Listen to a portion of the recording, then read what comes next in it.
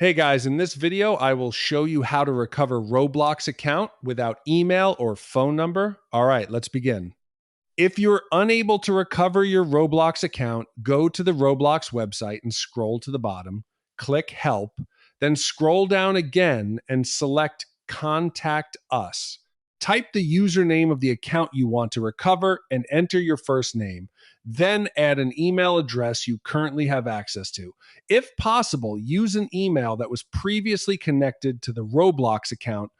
Confirm the email address in the next field. Open the device type menu and select the device you are using. Set the help category to account hacked or can't log in. Then choose account hacked if the account was compromised, or forgot password if you simply lost access.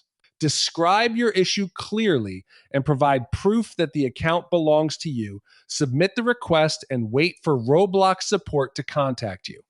So that's basically how you can recover Roblox account without email or phone number. That's it for this video. Thanks.